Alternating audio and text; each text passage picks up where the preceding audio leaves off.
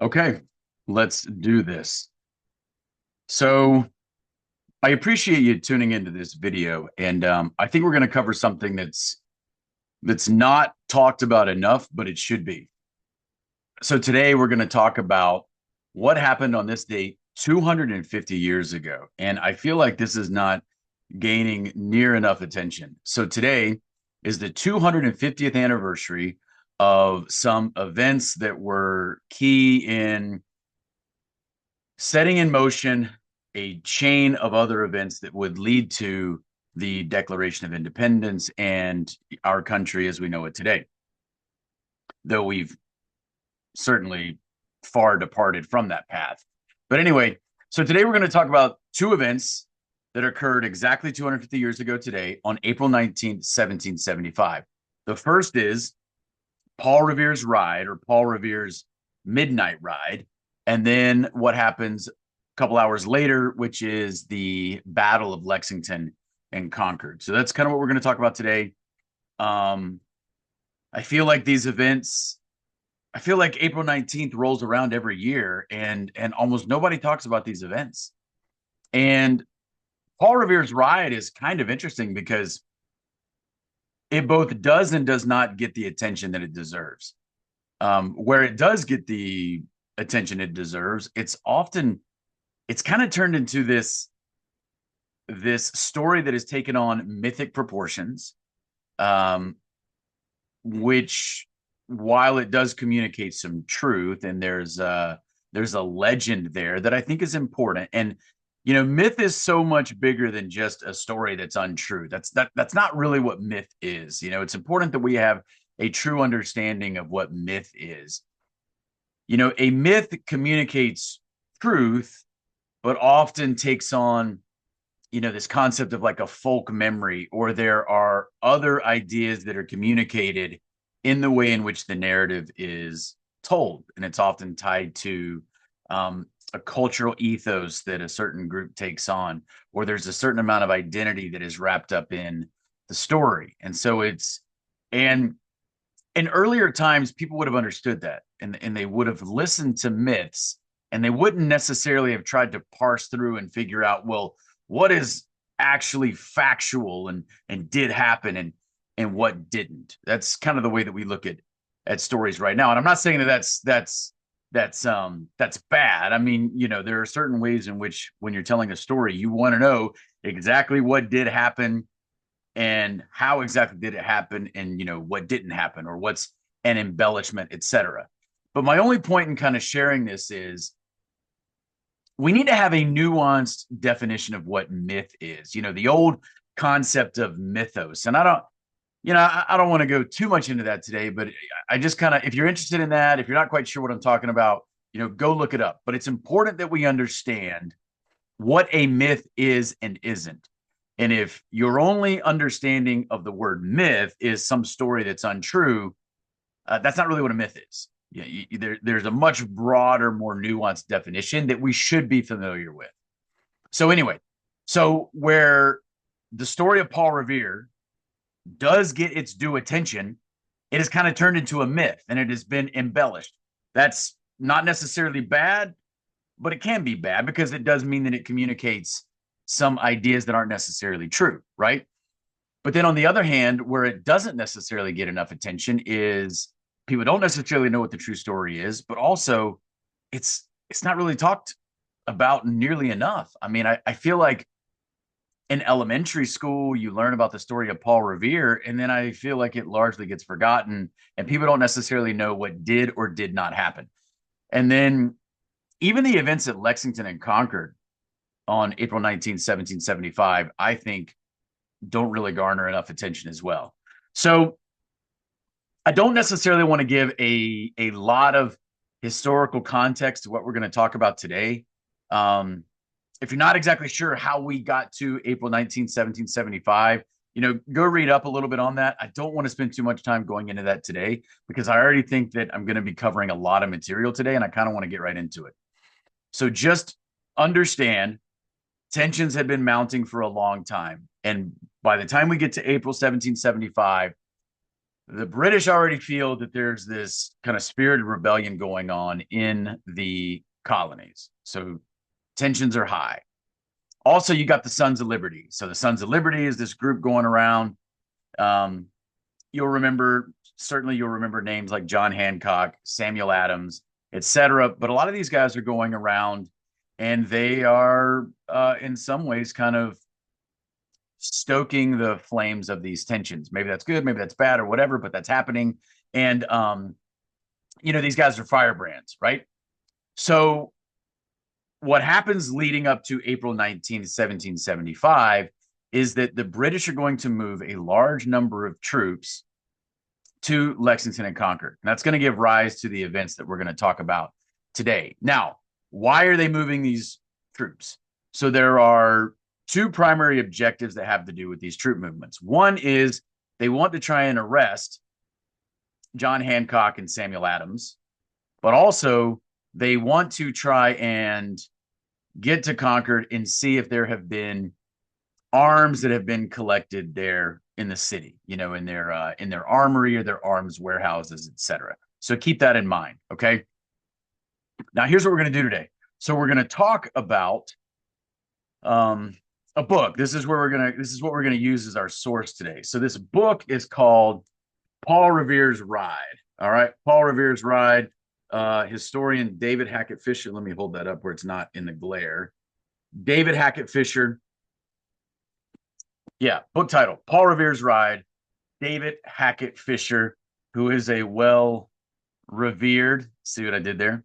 A well-revered historian. And I first heard about David Hackett Fischer a couple of years ago for a massive tome that he wrote called Albion Seed that had to do with the different types of British culture that were kind of imported into the colonies and gave rise to certain strains of our own culture today, right?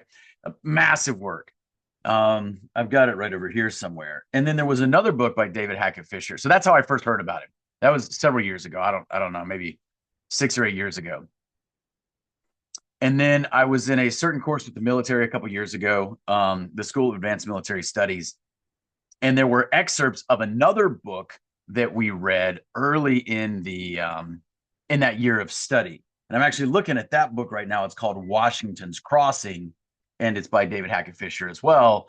And I think it was through looking for that book, I ended up purchasing my own copy of that book because I did really like it.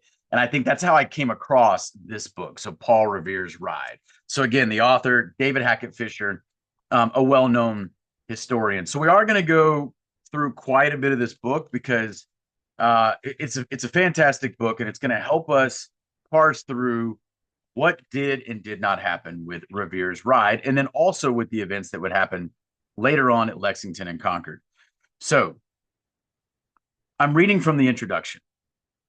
Okay, this is introduction, Paul Revere Remounted. And I'm just going to start reading. I'm going to skip a lot here, but I'm just going to give you guys a feel of what this book is about. Nearly everyone who has been raised in the United States knows of Paul Revere. The saga of the Midnight Ride is one of many shared memories that make Americans one people, diverse as we may be. Even in these days of national amnesia, the story of Paul Revere's Ride is firmly embedded in American folklore. I totally agree with that. So we're going to go on. The story has been told so many different ways that when Americans repeat it to their children, they are not certain which parts of the tale are true or if any part of it actually happened. They are also divided in how they feel about it. A curious paradox of American culture is the persistence of two parties who might be called the filiopietists and iconoclasts. Both have been strongly attracted to the legend of Paul Revere for opposite reasons. Filiopietists love to celebrate the Midnight Ride. Iconoclasts delight in debunking it. Professional historians have shown so little interest in the subject that in 2 centuries, no scholar has published a full-scale history of Paul Revere's Ride. Okay, why? I mean, that's like, why? What would cause professional historians to steer clear of it? Um, the cause of this neglect is complex. One factor is a mutual antipathy that has long existed between professional history and popular memory. The Another of more recent vintage is a broad prejudice in American universities against patriotic events of every kind, especially since the troubled years of Vietnam and Watergate. A third and fourth are the popular movements called multiculturalism and political correctness. As this volume goes to press, the only creature less fashionable in academia than the stereotypical dead white male is a dead white male on horseback. Now, I think this book is from 1994, but let me just check that. Yeah, 1994. So just to give you an idea as to when this book was, when this would have been written. All right. So Paul Revere. Historians have not placed him in the forefront of America's revolutionary movement. He held no high offices, wrote none of the great papers, joined few of the large deliberative assemblies, commanded no army, and did not advertise his acts. But in another way, he was a figure of very high importance. The historical Paul Revere was much more than merely a midnight messenger. He was also an organizer of collective effort in the American Revolution.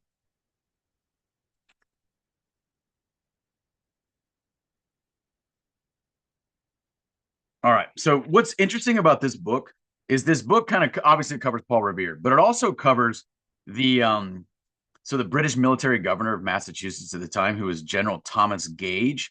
So the book kind of shows what's happening not just through the lens of Paul Revere, but also in many ways kind of through Thomas Gage as well. We're not necessarily going to talk about him. We're going to look more at this from the perspective of Paul Revere, but obviously for all the events that happened um, on the night of the 18th into the early morning and then later morning of the 19th, etc.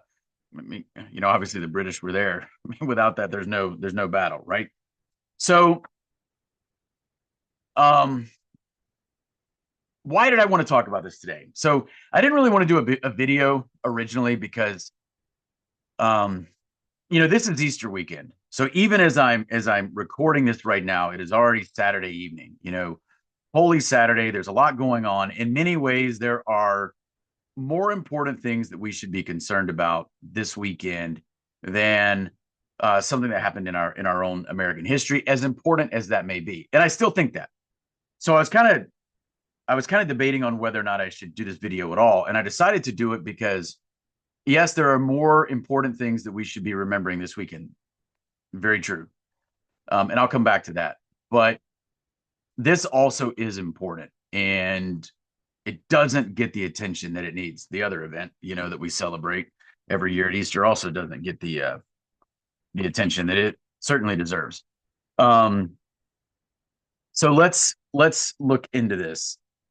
So I'm gonna go forward quite a bit in the book, and I'm gonna start reading. So this is from page 93 in the book, and this chapter is called "The Warning." And kind of the subtitle of the chapter is "The Midnight Ride as a Collective Effort," as opposed to the often assumed individual effort of Paul Revere by himself. And obviously what Hackett Fischer is telling us is this wasn't a singular event by one man.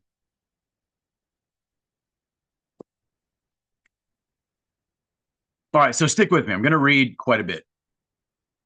And I'm going to explain why. My purpose in sharing this today is not just because we need to understand our history better, though we do, and that is one of my purposes. But there are some lessons that we can take and we can apply now from this incident or these two incidents. All right, great. Okay, 93, page 93. Late in the afternoon on April 18th, 1775, a stable boy sprinted through the busy streets of Boston.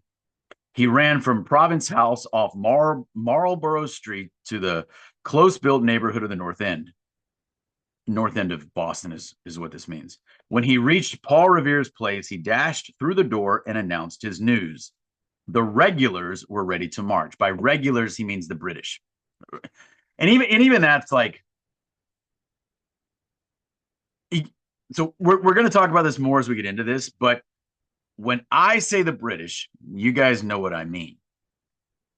But if we were to roll the clock back 250 years, that's not how they would have referred to, the so-called redcoats. Why? Because they would have all considered themselves to be British at the time. So that distinction wouldn't have been there. This at the time, this wasn't a fight between British and Americans the way that we think of it as we look back on this.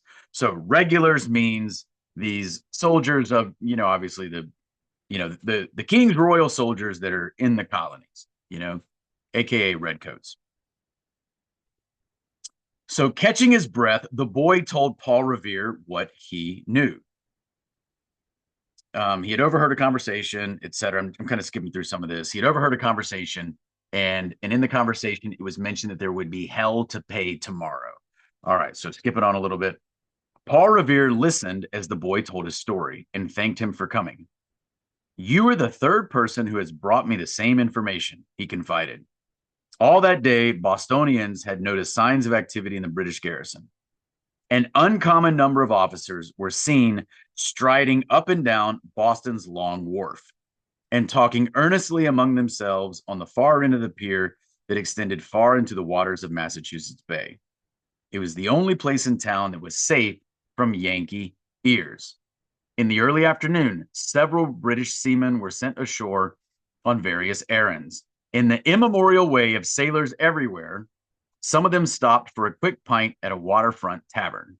Others may have found a moment to run upstairs with enterprising Yankee whores who were renowned across the seven seas for the energy and speed of their transactions. All right, so as anyone who has ever worked in the intelligence community knows,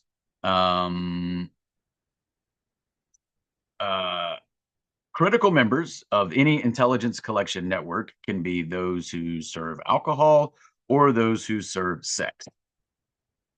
And that's not new. Instantly, the Navy's orders were known throughout the town. Boston was still a small community in 1775. In the manner of small towns, it soon learned every step that the regulars were taking. Alert officers in the British garrison were equally quick to know that Boston knew. All right. Something's happening, and the people in Boston notice that something is happening. Okay, this is on April 18th, 1775. Something's going on. The people in Boston know something is happening with the British troops. The British troops, some of them can sense that the people in Boston also kind of know something's happening, right? Late in the afternoon, a British light infantryman was seen in a shop with his accoutrements on, or what we might call like his battle kit. Like he's prepared, he's ready for something. So like, what's going on? Why is he wearing that? These movements were reported to Paul Revere and Joseph Warren. Now things are about to get interesting. John Hancock and Samuel Adams had left town several weeks earlier to attend the provincial congress in Concord and had thought it prudent to remain in the country. In their absence, Dr. Joseph Warren's office became a clearinghouse for information. Dr. Warren had become highly skilled at diagnosing these political symptoms. On the afternoon of April 18th, as these reports suddenly multiplied, he began to suspect that the regulars were at last about to make the major move that had been long expected. So, Joseph Warren, he's a doctor.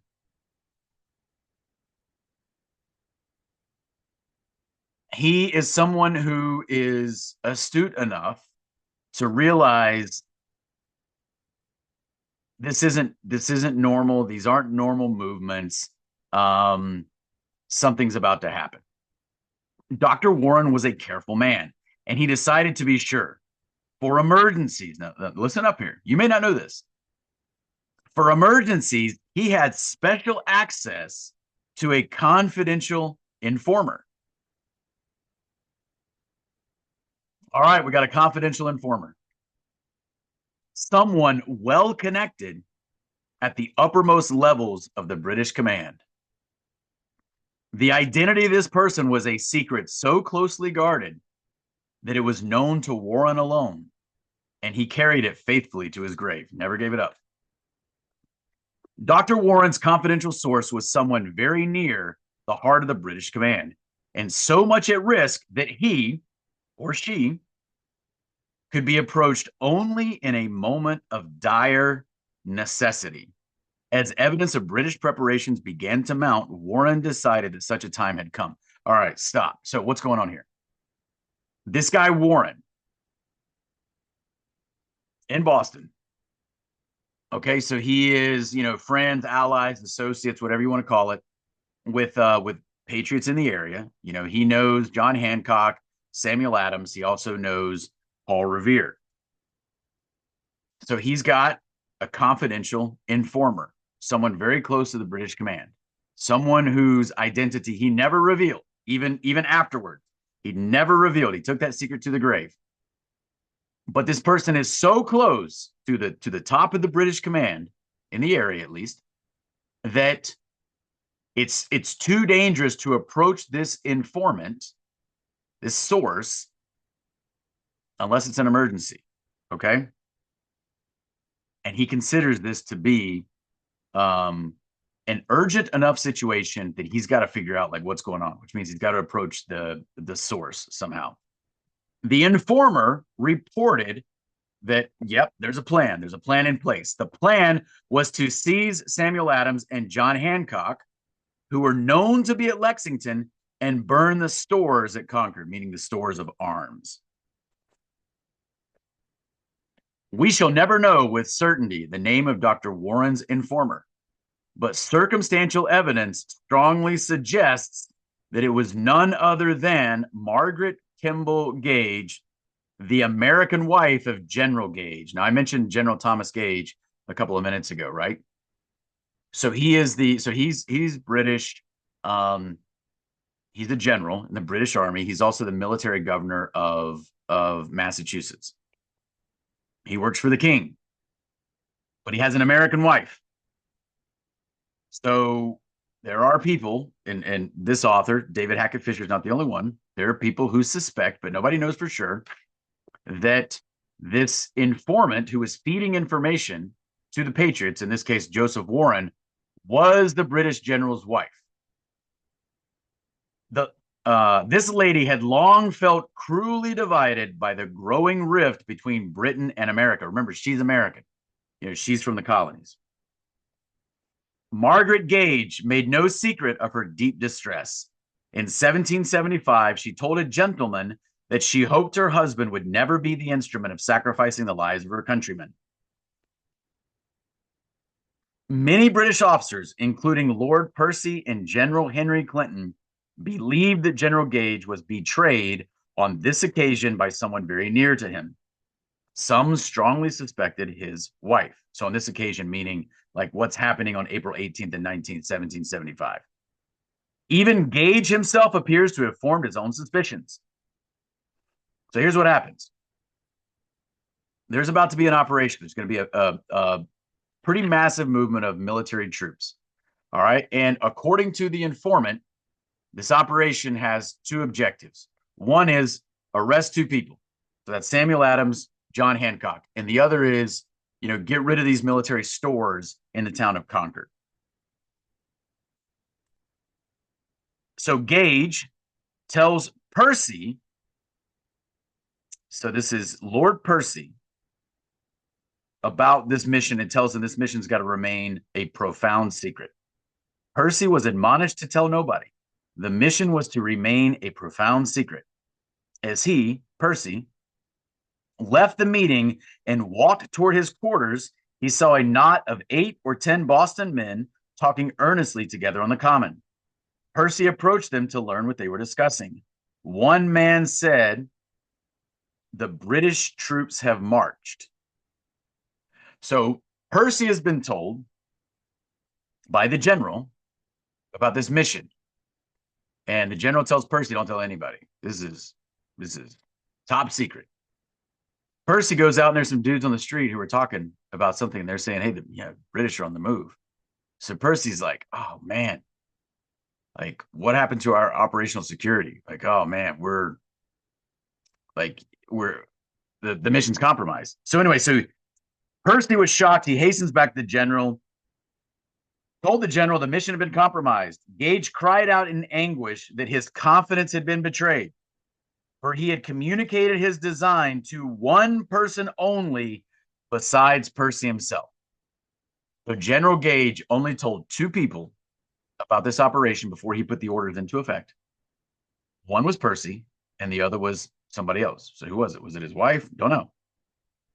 This is why you don't talk about classified matters around the dinner table. Before this fatal day, Gage had been devoted to his beautiful wife, his beautiful and caring wife. But after the regulars returned from Concord, he ordered her away from him. Margaret was packed aboard a ship and sent to Britain, while the general remained in America for another long and painful year. An estrangement followed after Gage's return. Now, again, we don't know whether or not she was the informant, but a lot of people suspect that yes, and he may have even had his suspicions. So whoever the source is, after hearing from the source, Dr. Warren sent an urgent message to Paul Revere. So the time was between 9 and 10 o'clock when Paul Revere hurried across town, meaning Boston. Paul Revere, okay, so they're gonna figure out like, hey, listen, we got to do something. Dr. Warren sent in great haste for me, Revere later recalled, and begged that I would immediately set off for Lexington, where Hancock and Adams were, and acquaint them of the movement, and that it was thought they were the objects. Okay, so there's an operation. They might be looking for you too. I'm letting you know. That's basically Paul Revere's mission. His primary mission was not to alarm the countryside. His specific purpose was to warn Samuel Adams and John Hancock, who were thought to be the objects of the expedition. Concord and its military stores were also mentioned to Revere, but only in a secondary way. Your mission, Paul Revere, you have to warn John Hancock and Samuel Adams. Your follow-on mission, secondary in purpose, is warn people in Concord what's about to happen to their military stores. Warren appears to have known or suspected that British officers were patrolling the roads west of Boston.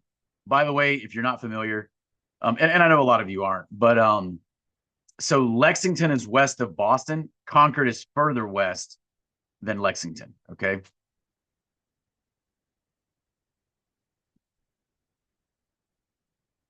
To be sure that the message got through, he told Revere that he was sending duplicate dispatches by different routes. One message had been entrusted to William Dawes, a Boston tanner. Dawes was not a leader as prominent as Revere, but he was a loyal Whig. Another copy of the same dispatch may have been carried by a third man. So we got multiple people that are going to carry these messages. Why? Because there are roving patrols, and if somebody gets stopped, you hope that somebody else gets the message through. The messengers took different routes. Dawes left town across Boston Neck, no small feat. He had to pass a narrow gate closely guarded by British sentries who stopped all suspicious travelers. Paul Revere made ready to leave in a different direction, by boat to Charlestown.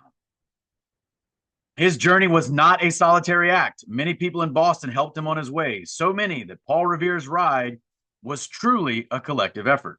He would be very much surprised by his modern image as the lone rider of the revolution. So did you know that Paul Revere, part of his travels that night were on boat? Maybe you didn't know that.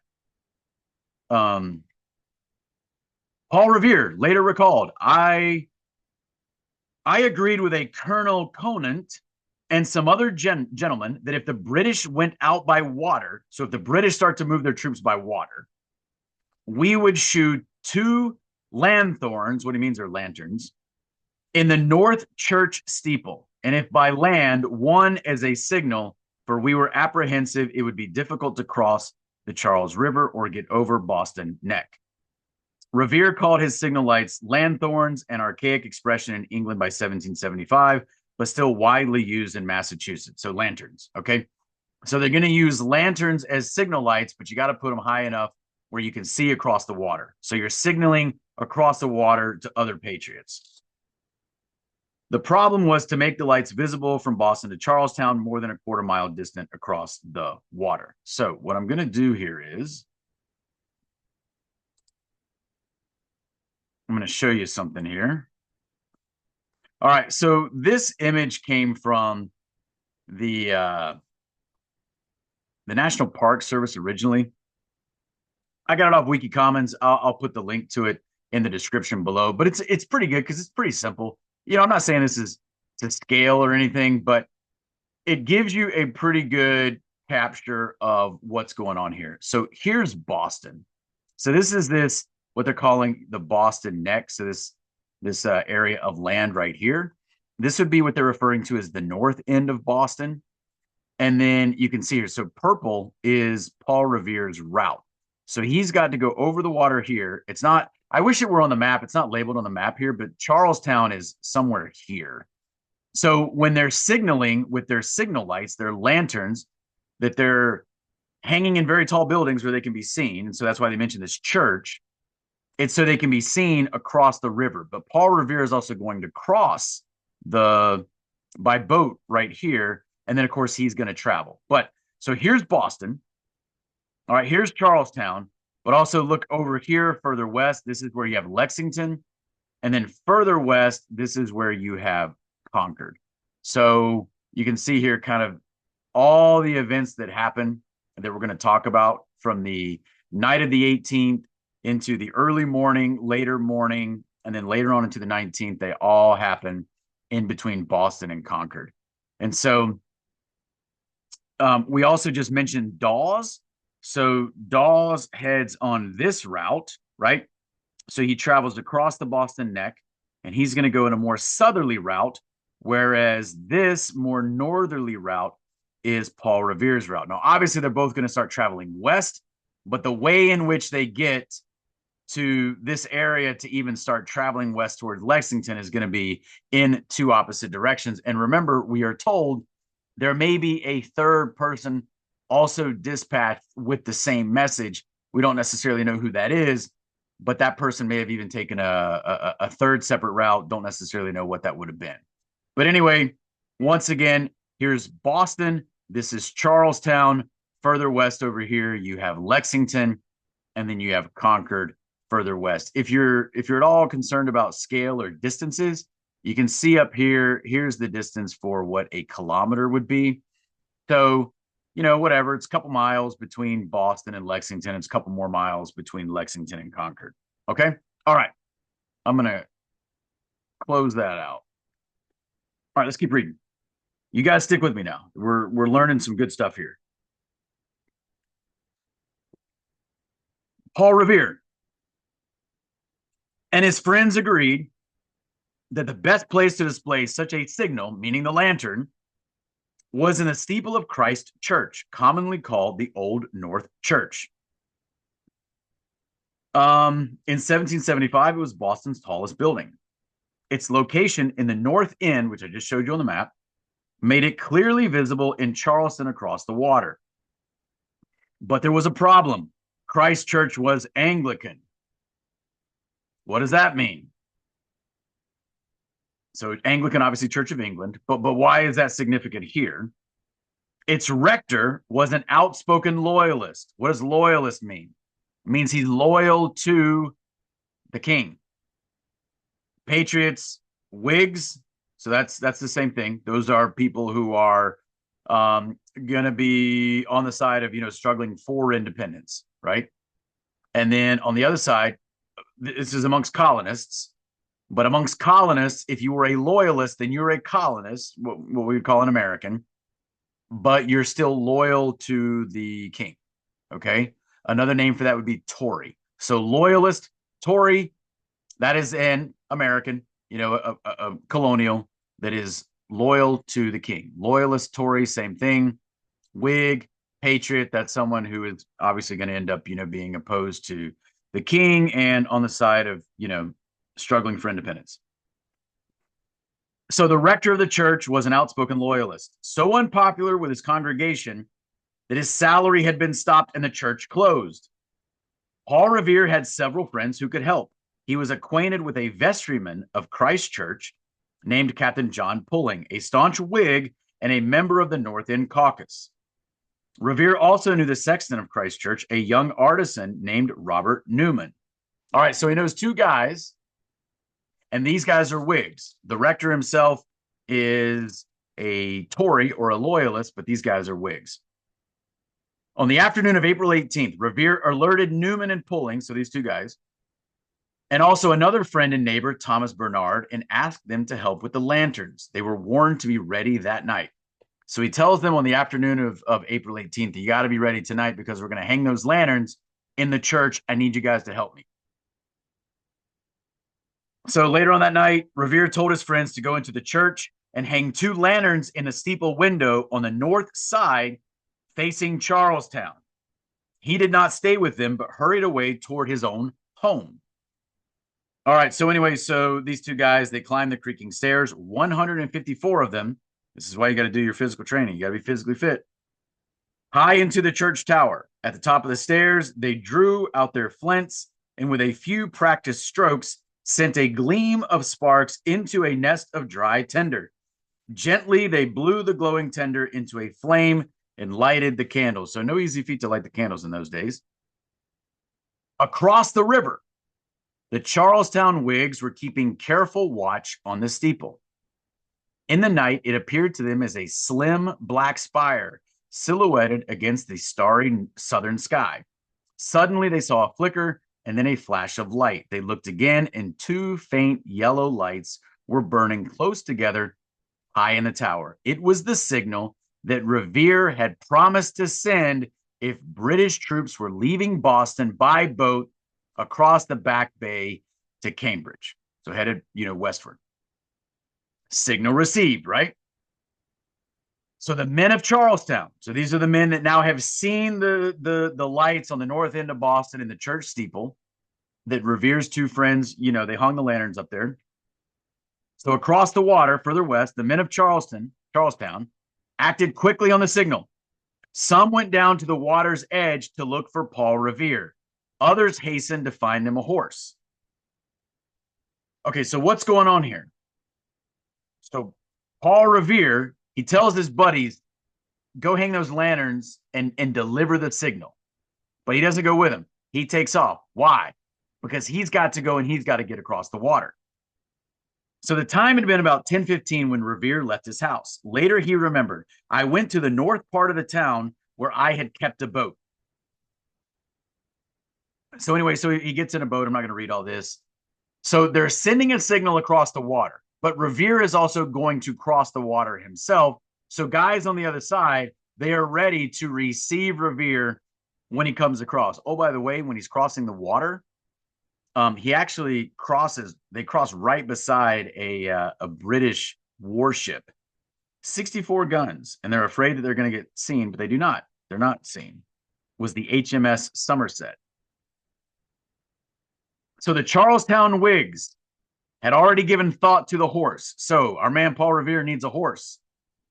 One of the fleetest animals in town belonged to the family of John Larkin, a deacon of the Congregational Church, who agreed to help. The Larkin horse was a fine, great mare named Brown Beauty, according to family tradition. She was neither a racer nor a pulling animal, but an excellent specimen of a New England saddle horse, big, strong, very fast. Okay, Paul Revere. So they send the signal. Paul Revere jumps in a boat. He crosses over the water. He gets to Charlestown. The Whigs on the other side, they're waiting for him. All right, they receive him when he crosses the water. And again, this is in the middle of the night. And they have a horse ready. All this has already been planned. These things have been set in motion, Brown Beauty proved a joy to ride. This is Paul Revere talking later. I set off upon a very good horse, Paul Revere wrote later. It was then about 11 o'clock. It's 11 o'clock p.m. on the night of the 18th. It was very pleasant.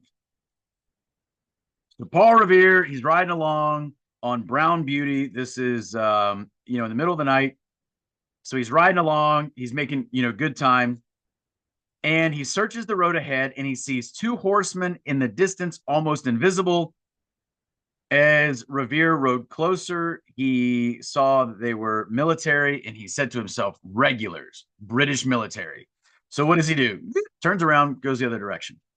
All right, so he evades those dudes. He continues along and he turns west. So remember, he crosses the water. He's kind of turned, or he's headed more northerly, and then he's going to turn west and he's going to kind of start heading towards Lexington. All right, still the middle of the night. He continues along a road through rising hills to the town's meeting house at Lexington Commons. So he makes it to Lexington. There he came to the Buckman Tavern with its traditional bright red door. Inside the crowded house at the tavern, there were at least 10 people of the family Clark and Sam Adams and John Hancock. With them were Hancock's fiance and his aunt, Lydia Hancock. The Clarks and the Hancocks were kin. They were both old clerical families. John Hancock had been there since April 7th, Sam Adams since April 10th. Remember, this is the night of April 18th.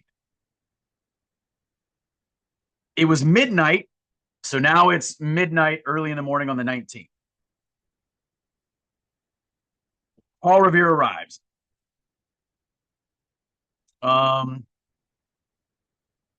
He comes riding up. He meets Sergeant William Monroe, and he called out to him in a loud voice. Sergeant Monroe did not know Paul Revere and was not impressed by the appearance of this midnight messenger. In the eternal manner of sergeants in every army, he ordered Revere not to make so much noise. People were trying to sleep. Noise, Paul Revere answered. You'll have noise enough before long. The regulars are coming out. The alert reader will note what Paul Revere did not say. He did not cry, the British are coming. Many New England Express riders that night would speak of regulars, redcoats, the king's men, and even the ministerial troops if they had been to college. But no messenger is known on good authority to have cried, the British are coming, until the grandfather's tales begin to be recorded long after American independence. In 1775, the people of Massachusetts still thought that they were British. On the other side, the regulars did not usually refer to the New England militia as Americans. Instead, they would refer to them as country people, provincials, Yankees, peasants, rebels, villains.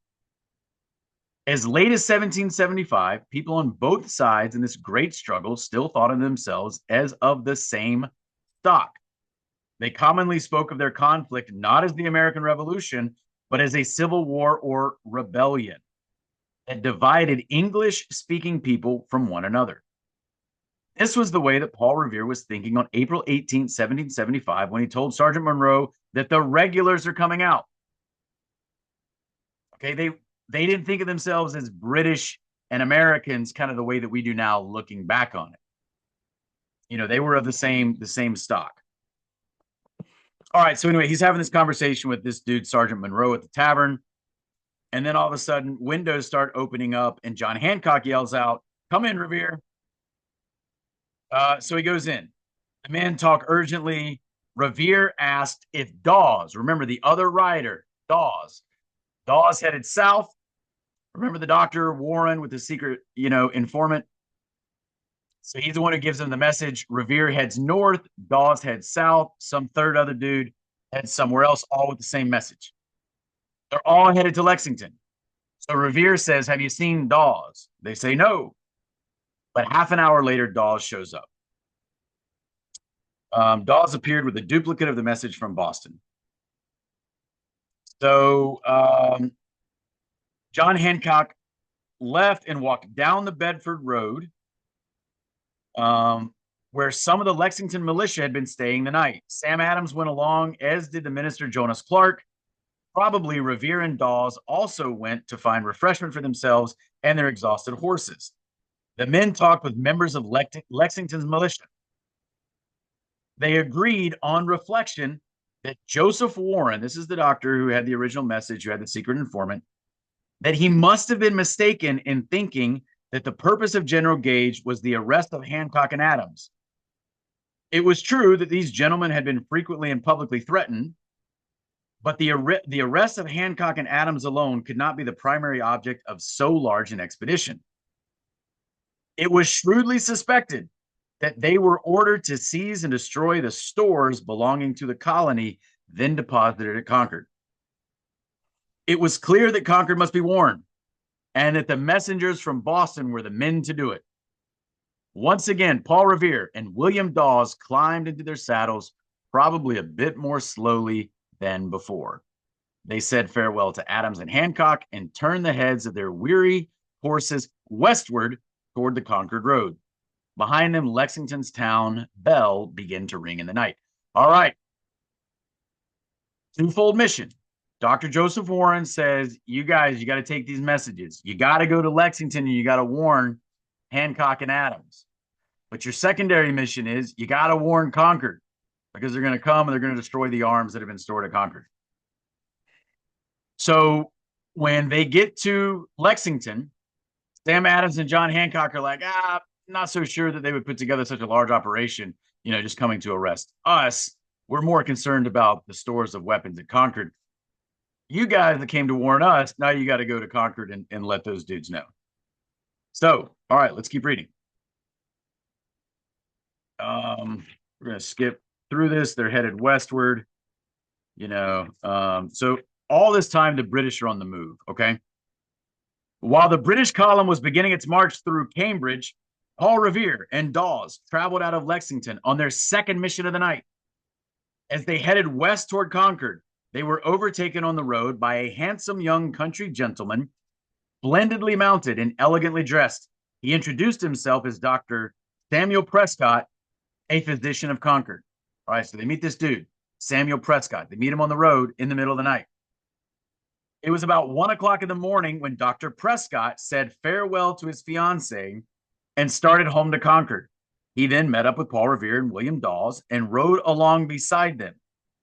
They found the congenial young doctor to be a high son of liberty and explained their mission to him. So I don't think they knew this before. They just knew this guy before. They just meet him on the road in the middle of the night. They talk to him. They explain what they're doing. And he's like, I'm in. He instantly offered to help alarm the countryside. By the way, this ride of Paul Revere has often been called the Lexington Alarm. Paul Revere proposed a plan. As always, he was thinking several steps ahead and preparing for the worst case. He told Dawes and Prescott about the roving British patrols and warned them that they might expect to be captured and that it was probable we might be stopped before we get to Concord. So, hey, what happens if we don't make it to Concord? If we don't make it to Concord, the message doesn't get there.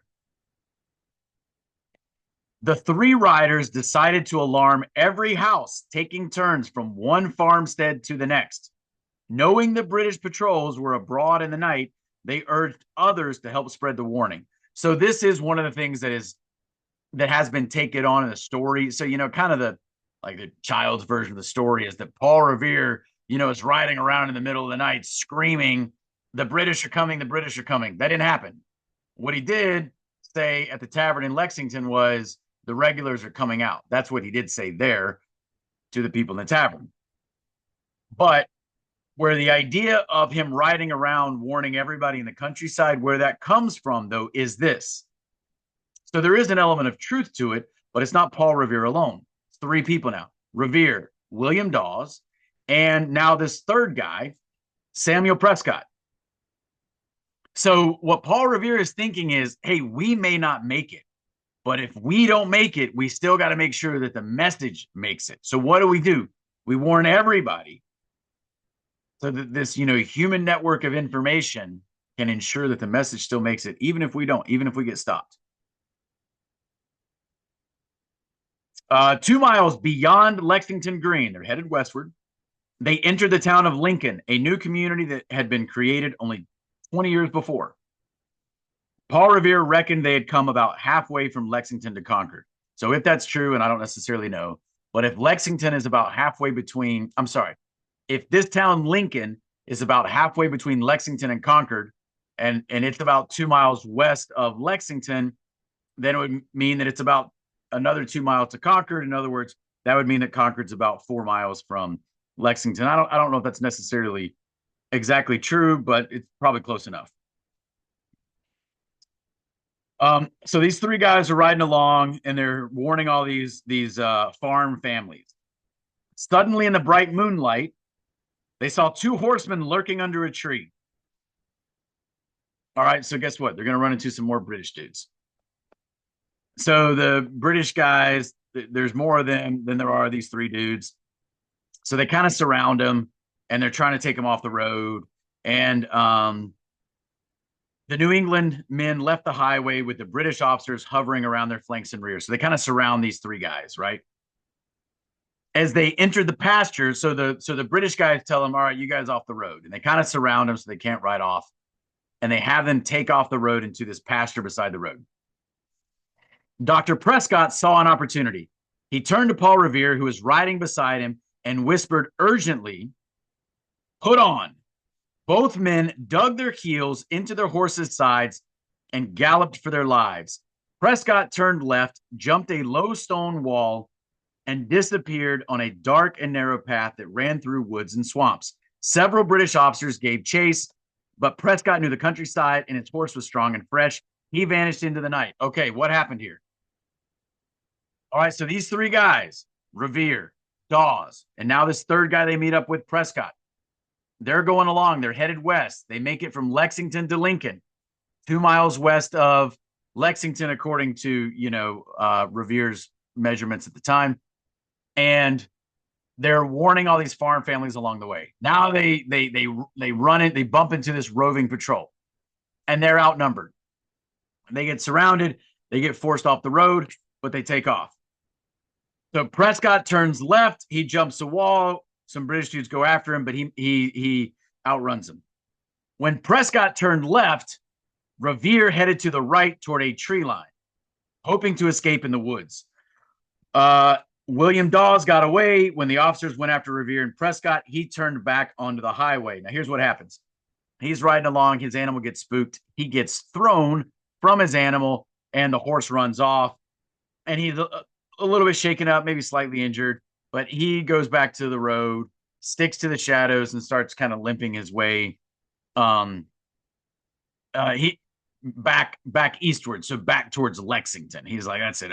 I can't make it to Concord now. I got no horse, and now I'm limping along, so I'm just gonna head back towards Lexington. Enough is enough. But they go after Revere.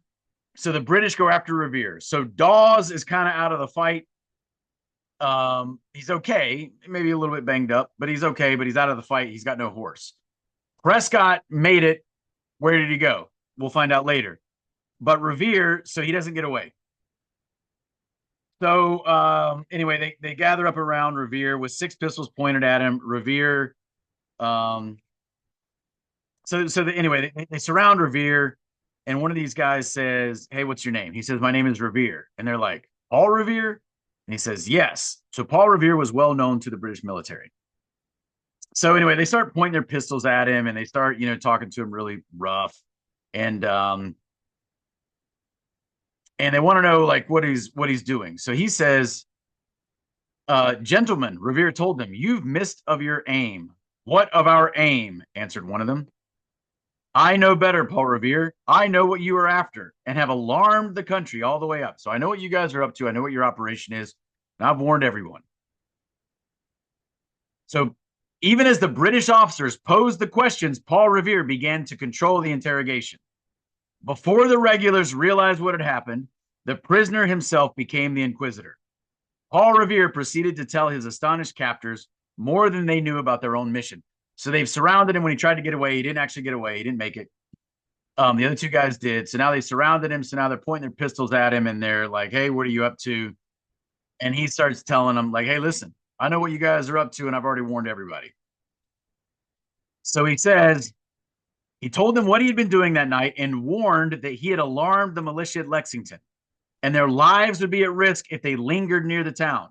I should have 500 men there soon.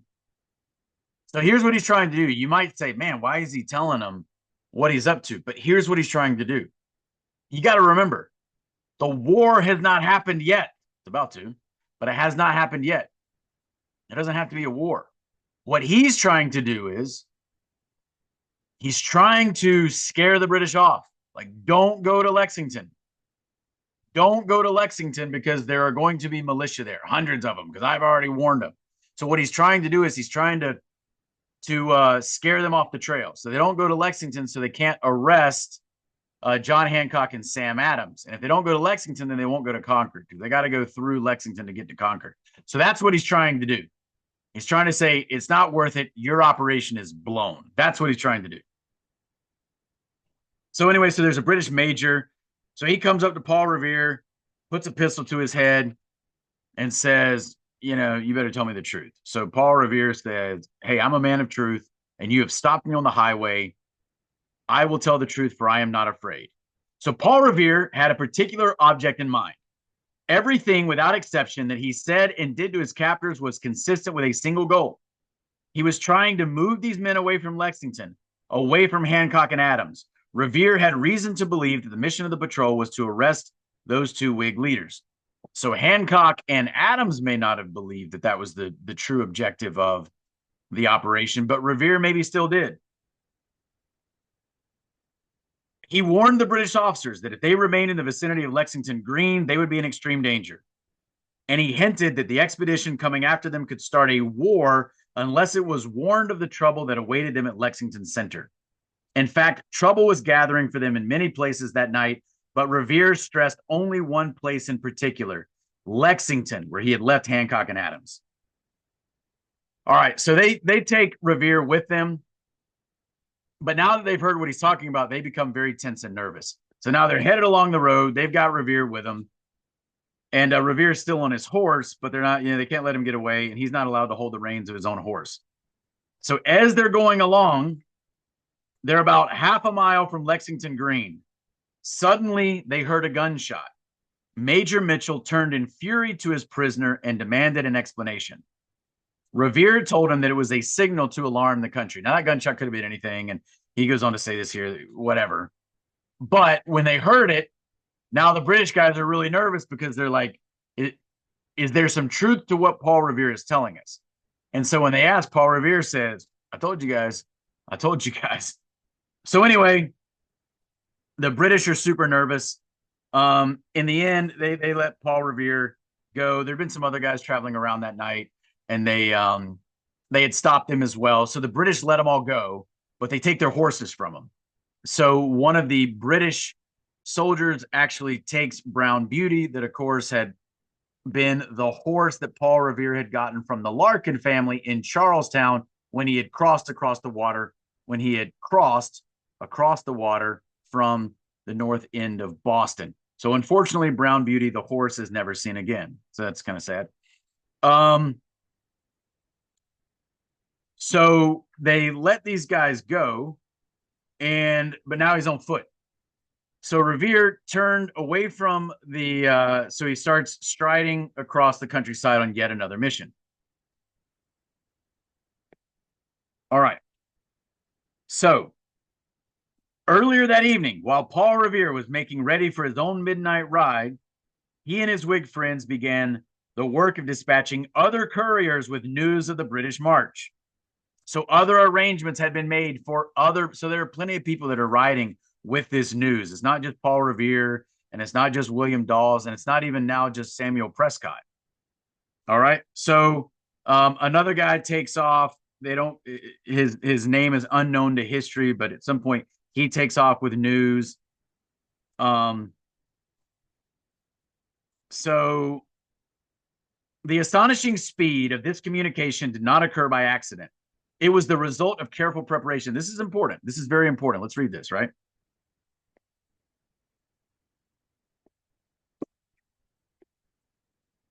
Careful preparation.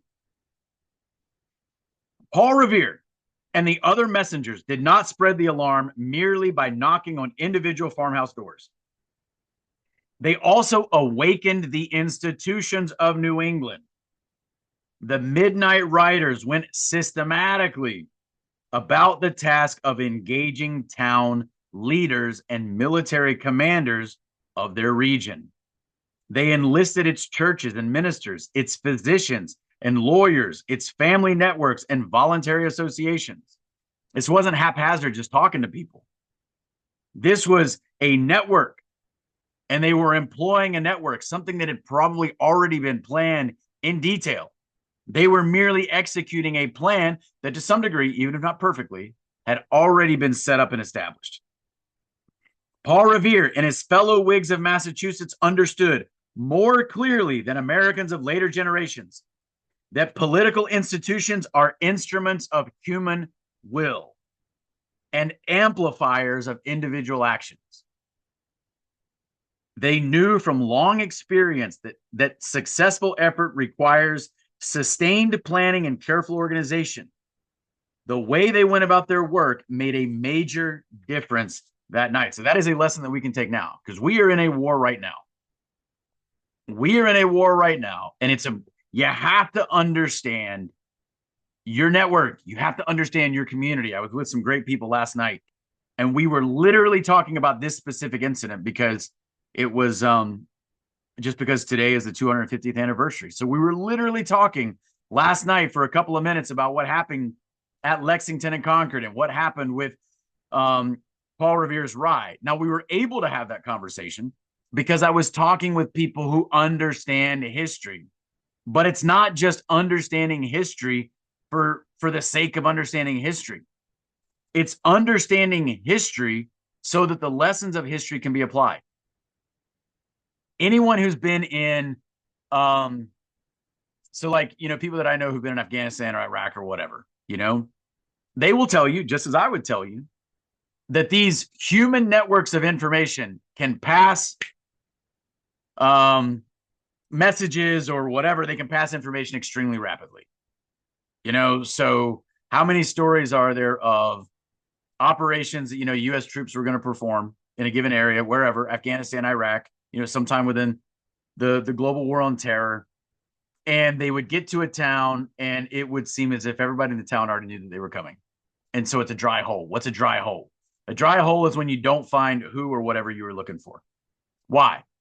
Because somehow the information had already passed. It had already passed through what means?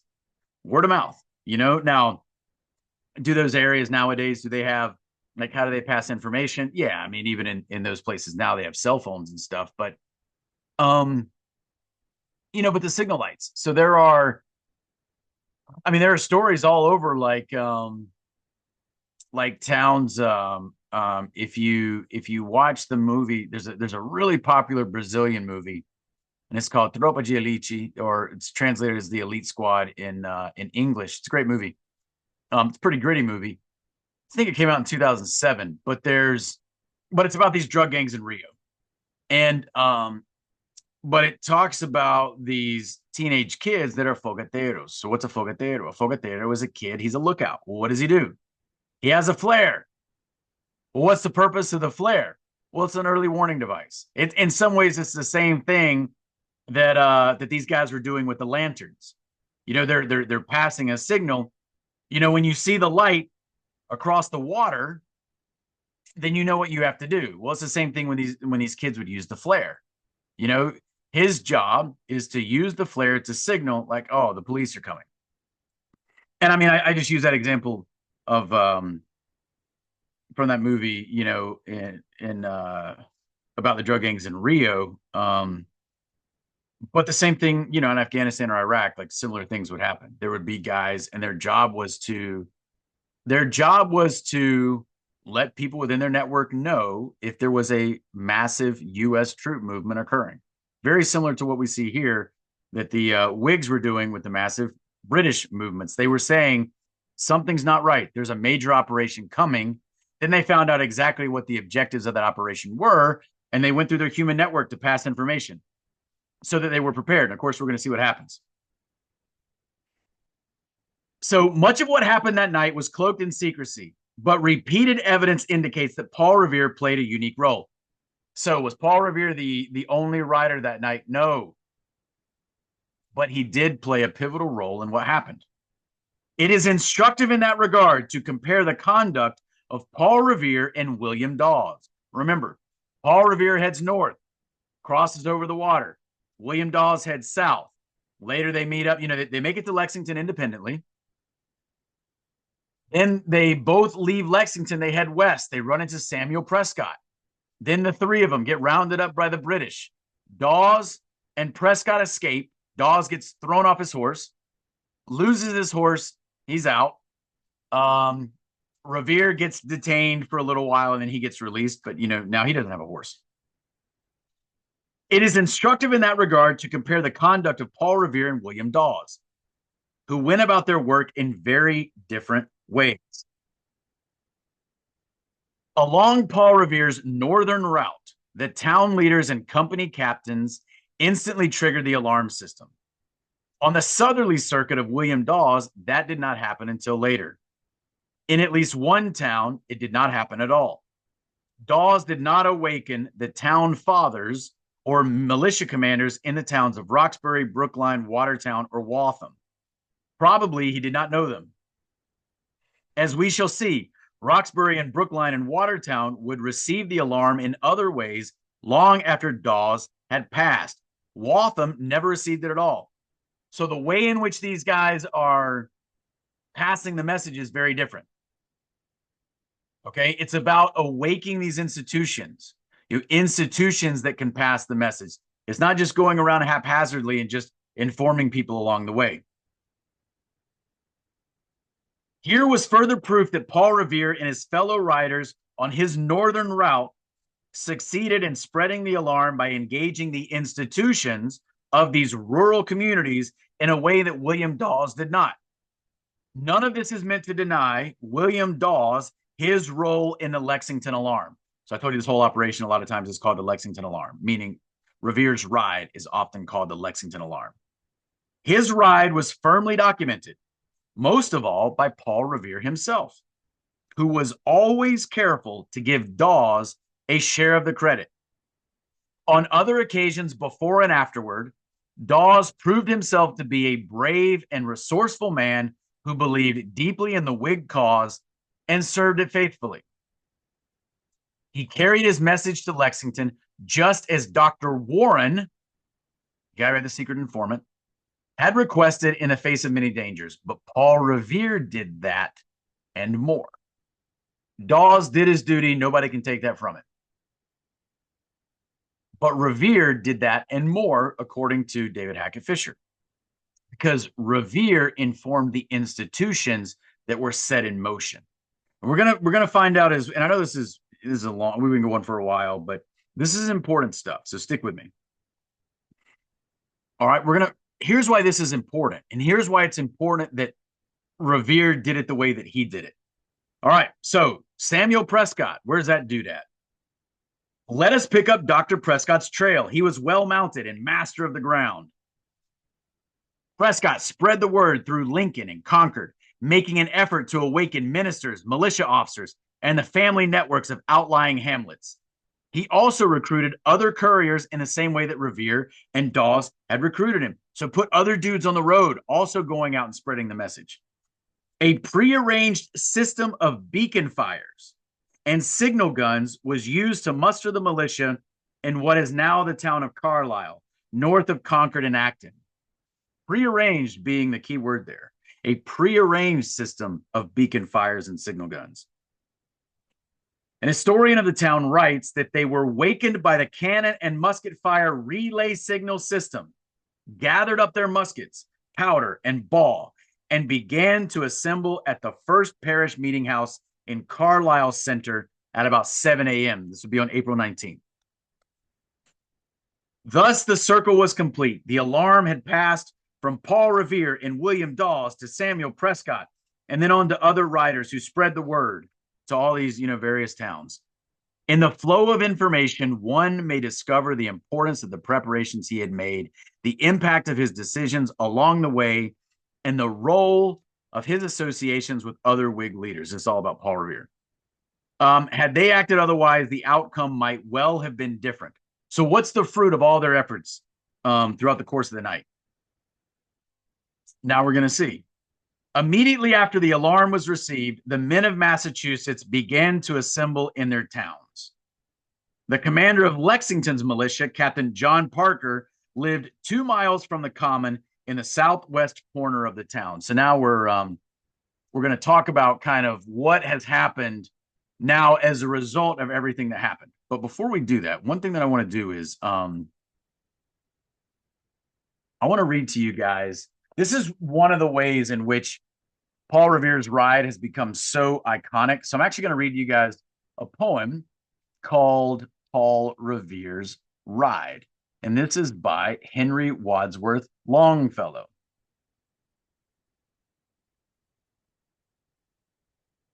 Listen, my children, and you shall hear.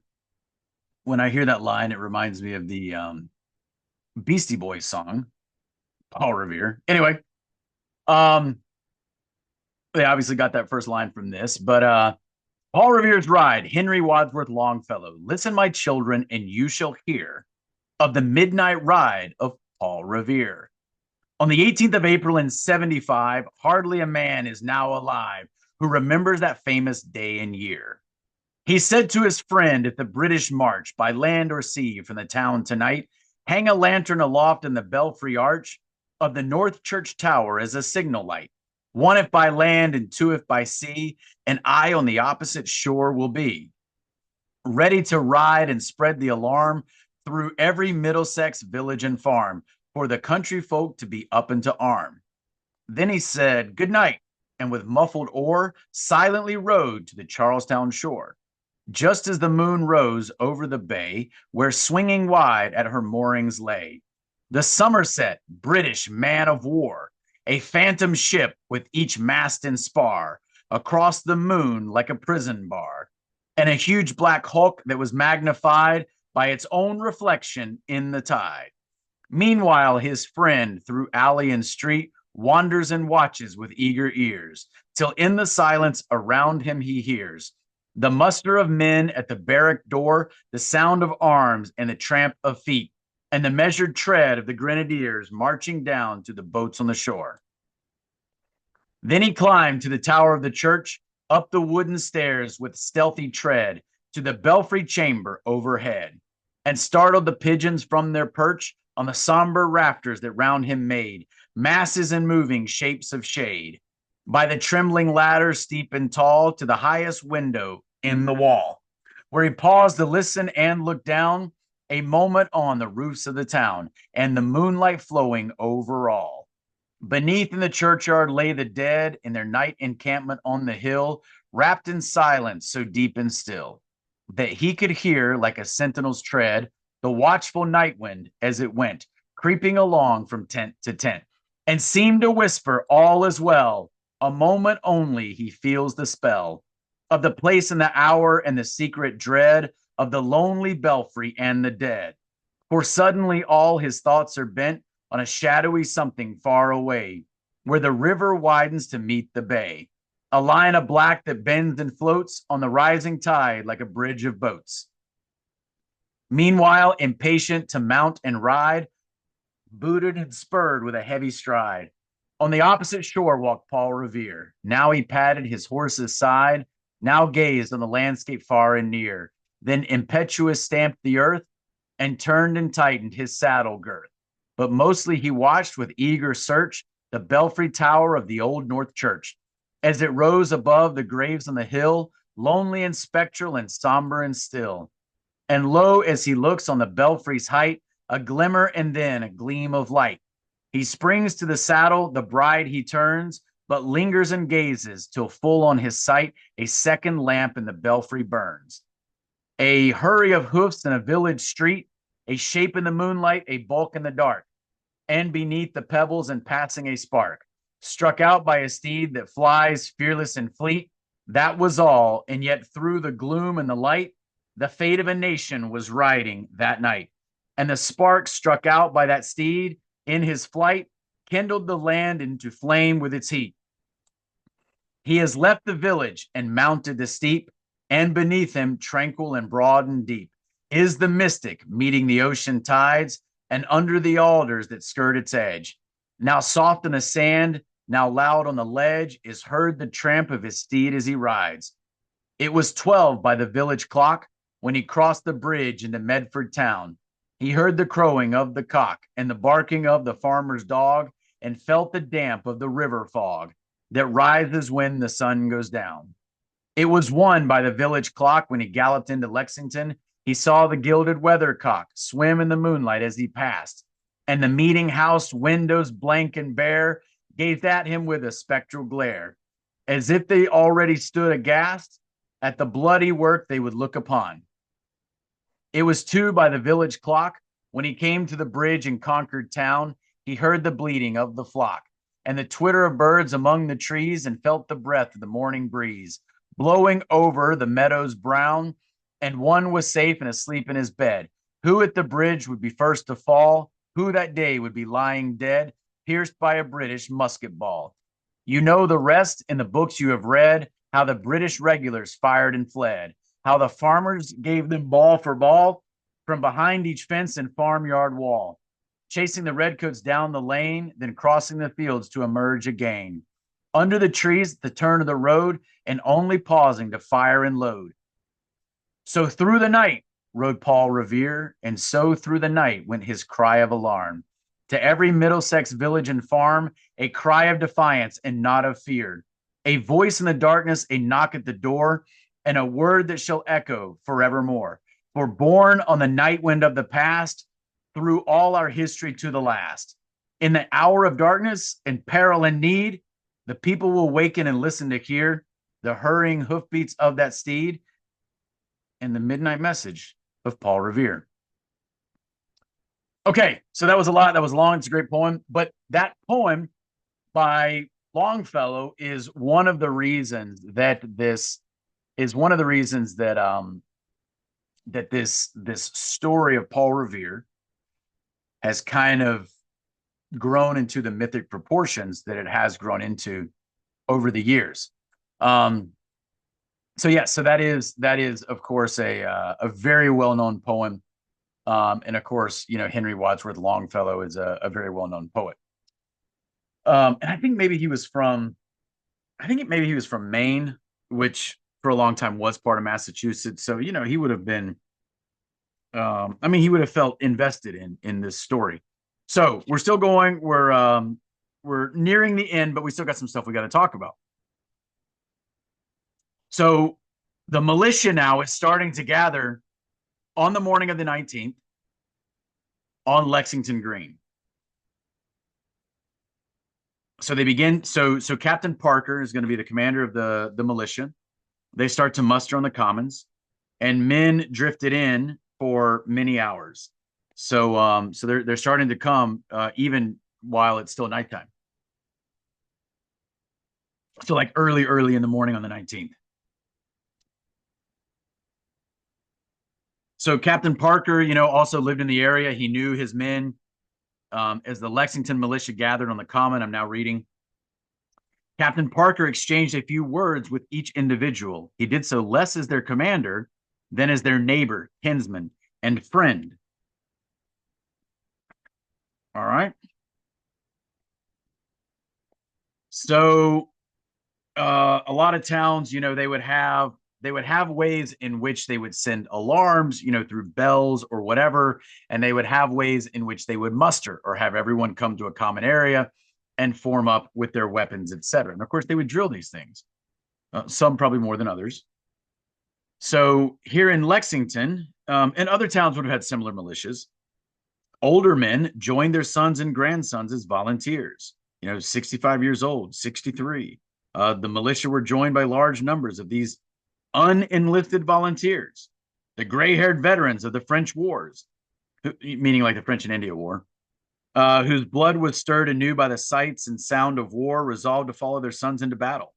Many of these older men had much military experience. They would be among the most dangerous adversaries on the field that day. All right, so let's see where we're where we're at here. Um,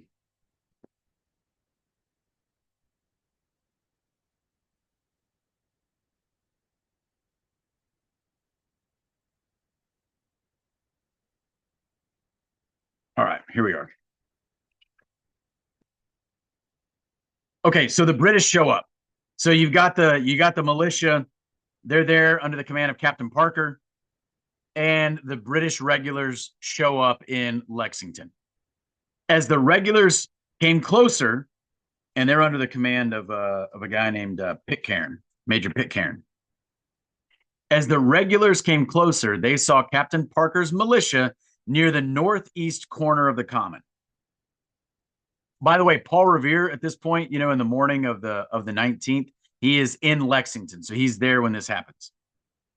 So they had started to head west. They'd gotten to Lincolnton. Then he gets detained. They take his horse, but they let him go. So a couple hours later, he's back in Lexington. So Paul Revere, with his gift for being at the center of events, he happened to be crossing Lexington Common just at the moment when the British troops arrived.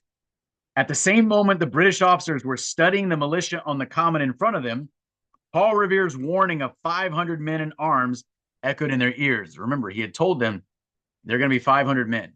Now, there aren't, but, it's easy sometimes, when tensions are high for you to not initially understand what you see, right? To maybe exaggerate the force that you see. As the officers peered through the dim gray light, Captain Parker's small handful of men multiplied in British eyes to hundreds of provincial soldiers. Pitcairn thought he faced near 200 of the rebels. Barker reckoned the number at between 200 and 300. It was really between about 60 and 70. On the other side, the New England men also inflated the size of the regular force. As the militia studied the long files of red-coated soldiers, some reckoned the force at between 12 and 1,500 men. In fact, there were only about 238 of all ranks in Major Pitcairn's 6 companies, plus the mounted men of Mitchell's patrol. So Major Mitchell was the guy who originally detained Paul Revere, and a few, other people. The Lexington militia began to consult earnestly among themselves. Sylvanus Wood, a Woburn man who joined them, had made a quick count a few minutes earlier and found to his surprise that there were only 38 militia in all. Others were falling into line, but altogether no more than 60 or 70 militia mustered on the common, perhaps less. Parker had decided at the time, this is Captain Parker, commander of the militia, the time for debate had ended. He turned to his men and told them, "The first man who offers to run shall be shot down." Some heard him say, "Stand your ground, don't fire unless fired upon, but if they want to have a war, let it begin here." So this is on Lexington Green. It's about to go down. The regulars came closer. To men on both sides, time itself seemed to stop. This is the morning of April 19th, 1775. Time seemed to stop, a temporal illusion that often occurs in moments of mortal danger. When the mind begins to move at lightning speed, the world itself seems to slow down. But in fact, events were unfolding at a rapid rate. The regulars came hurrying on at a quick march. Swarming around the head of the column was a cloud of mounted British officers, the same men who had captured Paul Revere and been told that they were in mortal danger. Many were highly excited. Prominent among them was the mercurial Major Mitchell. And the British van was Marine Lieutenant Jesse Adair, the hard-charging young Irishman who had been put at the head of the column by Major Pitcairn to keep it moving. Adair was a bold and aggressive officer, quick to act, but sometimes slow to understand. That can be a bad combination. Okay. So we have a British Marine Lieutenant, Jesse Adair, an Irishman. All right. Major Pitcairn, the overall commander, is not at the front. He's further back. Jesse Adair, lieutenant, is in the front. Major Pitcairn is at the back of the column, pushing the column forward. As he approached Lexington Common, This young Marine had a momentous decision to make. This is Jesse Adair, the lieutenant. The main road divided just before it reached the meeting house. Adair's loyalist guide would have told him that the left fork led to Concord, running along the southwest edge of the Green. The right fork carried toward the northeast, past the Buckman Tavern to the Bedford Road. Lieutenant Adair found himself in a dilemma. To bear left on the main road toward Concord would leave an armed and possibly hostile force on the open flank of his column. To take the right fork would carry the regulars headlong toward the militia. All right. He's coming to a fork in the road. The militia is ahead. He can turn left like he wants to go straight to Concord. If he turns, he's exposing his flank to this potentially hostile militia. Nothing's happened yet, but there is a militia formed up and tensions are high. But if he keeps moving directly towards, the militia, it could be seen as like an act of aggression, could be interpreted that way by, someone in the militia. The choice was his to make. His immediate superior, Major Pitcairn, was back in the column and could not help him. The commander of the expedition, Colonel Smith, was far in the rear with the grenadiers and completely out of touch. So there's a major there, but he's in the back of the column. Now there's a colonel, but he's, much, much further back. So this guy is in the front. They're marching along, and he's got to make a decision. Go left or go right, but if you go right, you're kind of headed directly towards the militia. The young Marine did not hesitate. He made a snap decision of momentous consequence. Lieutenant Adair instantly turned to the right and led the 3 forward companies directly toward the militia. No sooner did they come in sight of our company, Lexington's minister later wrote, but one of them, supposed to be an officer of rank, was heard to say to the troops, "Damn them, we will have them."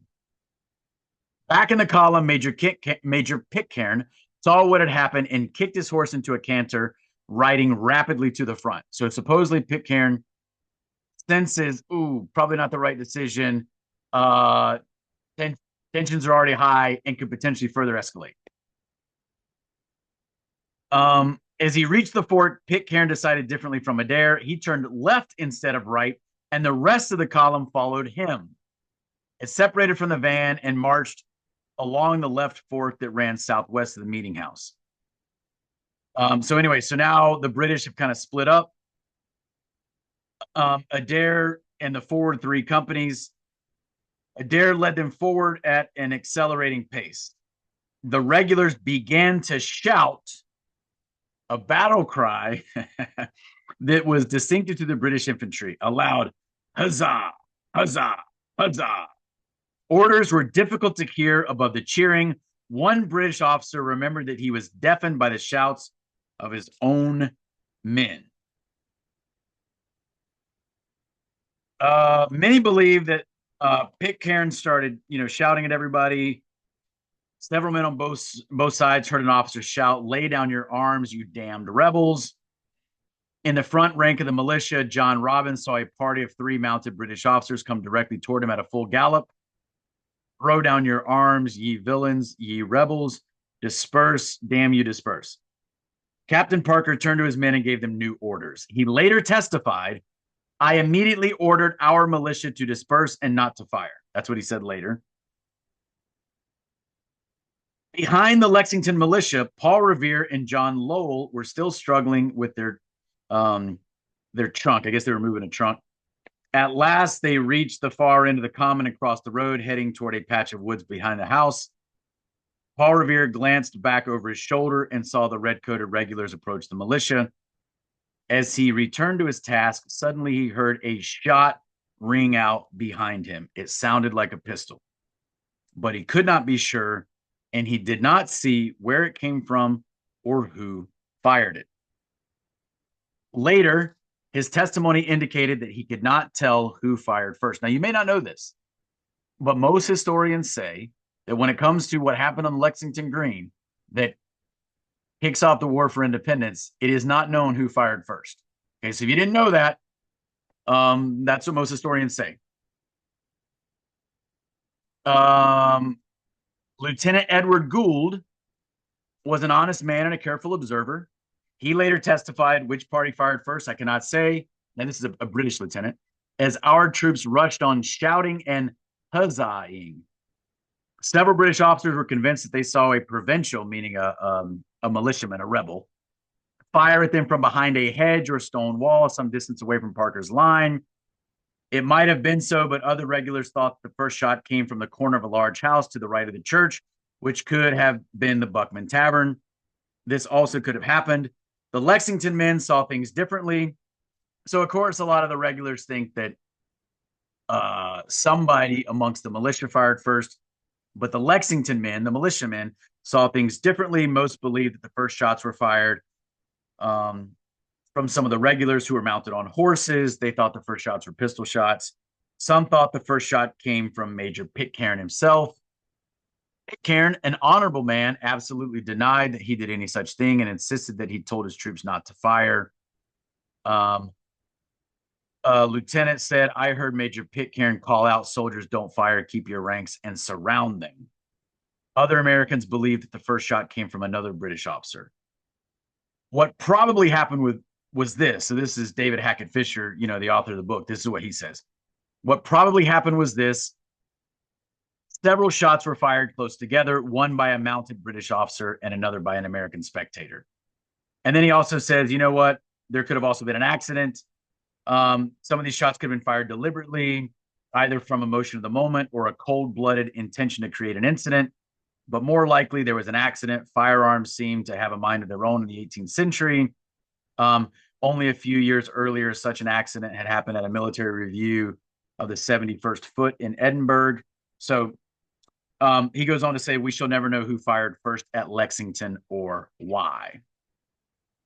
So anyway, there were people hit on both sides, and there were a couple of deaths. So this says the British infantry suffered only one man wounded. That would change. He was shot in the thigh. 2 militiamen fell dead on the line where they had mustered. The rest were killed while trying to disperse as they had been ordered to. 7 Lexington men had been killed, and also one of the prisoners taken on the road. 9 other Lexington men were wounded, some severely. So some of them were taken to their towns because they lived in Lexington or very nearby. So they were taken to their towns to heal from their wounds. So anyway, so that's Lexington. So this is referred to as the Battle of Lexington and Concord, but I mean this is really just a skirmish. But we don't know who fired first. All right. As this happens, other militiamen now started to arrive. So now there aren't 60 militia. There are twice that number. This time, there were no consultations or debates. Within a few terse words of command, Captain Parker ordered his company to fall in. All right. That's Lexington. What about Concord? We're almost done here. Americans have a vivid image of the fighting that began on the morning of April 19, 1775. In our mind's eye, we see a scattering of individual Minutemen crouched behind low granite walls, banging away at a disciplined mass of British regulars along the battle road. We celebrate the spontaneity of the event and the autonomy of the Americans who took part in it. As a writer put it in the 19th century, everyone appeared to be his own commander.